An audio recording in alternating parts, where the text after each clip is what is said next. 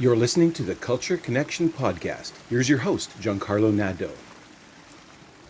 Welcome back to another episode of the Culture Connection Podcast. I'm your host, Giancarlo Nadeau, and today's episode is all about Indigenous education, specifically Indigenous education in high school. You'll get the opportunity to hear from a former social studies teacher of mine, Cody Verney, as he shares his thoughts on what Indigenous education is all about, what is taught within the high school that he teaches at Sutherland Secondary School here in North Vancouver. We're going to hear what that curriculum includes. We're also going to take a look at the totem pole at Sutherland. We're going to take a look at the Canadian flag that they've put up, which is inspired by Indigenous art, and so much more. Cody Verney. I'm a teacher at Sutherland Secondary. I've taught social studies grade 10 and 11, and then I teach PHE, physical and health education as well. I mean, I can speak to you. I've taught socials 11 a couple years ago, and I'll challenge that. I know your socials 11 teacher taught a unit on Indigenous education, and I taught a little mini unit based on what she gave me. I talked about current issues, but the frustrating part is it actually wasn't a part of the curriculum. Those two teachers happened to be teaching, and that there's nothing you necessarily had to teach in social studies 11. They recently switched that, and every kid in school has to take an Indigenous education course. That looks now like a grade 11 social studies, which is BC First Peoples or contemporary Indigenous issues. So that's a great first step. Or you can get that same credit through English, which is more of like a narrative and learning about Indigenous stories, novels. When I was in grade 11, I took the Exploration in Social Studies course. It taught me about many different topics. In particular, though, the Indigenous culture, Indigenous history, taking a look at residential schools, the 60s scoop, the Indian Act, and so much more. All these topics taught by watching movies, reading different texts, and listening to lectures on these various topics throughout the course. I remember writing a number of essays, reading a number of different stories, a number of different articles, and speaking with my classmates about these topics in hopes of gaining an understanding and a greater appreciation for Indigenous people and their culture. And it's truly something that has grown since I took the grade 11 course back in 2020, so a few years ago now. And we're going to take a deep dive into that, learn more about the courses that are offered at Sutherland now, and also some of the challenges that teachers are faced with and up against while trying to teach this curriculum. I think with those courses, I'm not teaching one. I have talked to colleagues who are. The frustrating part is we are very much not as informed as other people in our community because we are trained social studies teachers, not necessarily trained Indigenous education teachers. So the frustrating part is they've changed it, which is great for the students, but teachers aren't sure on how to deliver some of the current issues. When I was in grade 11, I also had to read the novel One Flew Over the Cuckoo's Nest, which is narrated by an Indigenous character. It's a very good read. It's a difficult one, but it's definitely a book that you should take a look at if you haven't already. One Flew Over the Cuckoo's Nest is the name of that book. I've also had to examine Indigenous poems, look at Indigenous art, write a number of essays on Indigenous people and their arts, past and history.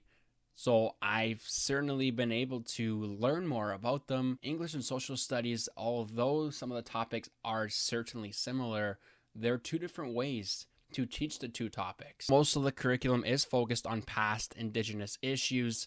I find it very interesting to also take a look at the current issues that they continue to face today. Personally, my students seem to really like, upon reflecting at the end of the year, learning about contemporary issues, because I know in elementary school you get a lot of residential school talk, and that's past. But then when we talk about what their communities are currently facing and how, the government has systemically not listened to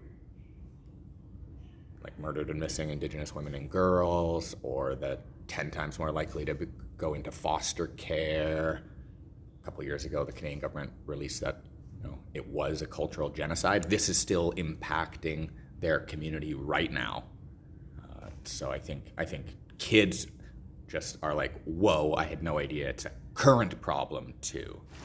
Although there are high school courses dedicated to Indigenous studies, many students within a school district get introduced to Indigenous people at a very early age within the elementary school system, and it continues all the way through, even in university, with my university, the British Columbia Institute of Technology, also doing this. Land acknowledgements, they have become increasingly common nationwide over the past few years, with many mainstream public events, from hockey games and performing art productions to city council meetings and corporate conferences. Also, school assemblies, they begin with these formal statements recognizing Indigenous communities' rights to territories seized by colonial powers. That was something when I came back from Canada, it was commonplace in North Van District. I was gone from public school for 4 years, and it was awesome to see just that little acknowledgement.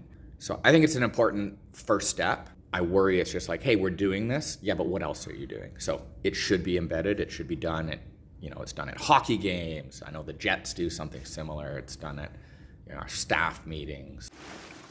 One of the common speeches that is given out at a school assembly sounds like this. We would like to begin by acknowledging that the land on which we gather is the unceded territory of the Coast Salish peoples, including the territories of the Musqueam, Squamish, and Tsleil-Waututh nations. That is the same message that is given out to students at Sutherland Secondary and other schools within the North Vancouver School District. Although acknowledging territory is very welcome, it is only a small part of cultivating strong relationships with the First Peoples of Canada. Acknowledging territory and First Peoples should take place within the larger context of genuine and ongoing work to forge real understanding and to challenge the legacies of colonialism. This year, Sutherland took down their traditional Canadian flag and replaced it with a Canadian flag inspired by Indigenous artist Curtis Wilson, and the flag doesn't look too different than the original one. The two designs on the red side bands are Kudala salmon. Salmon seemed like the perfect way to convey the importance of family, friendships, and strength in numbers.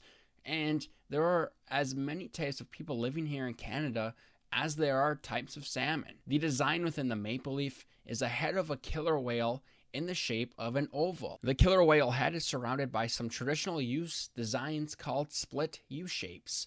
This is just one of the many pieces of Indigenous art and culture present at Sutherland. They also have a totem pole located at the front of the school for guests and students to see whenever they enter the building. There are also pieces of art created by art students in the hallways that are inspired by Indigenous culture.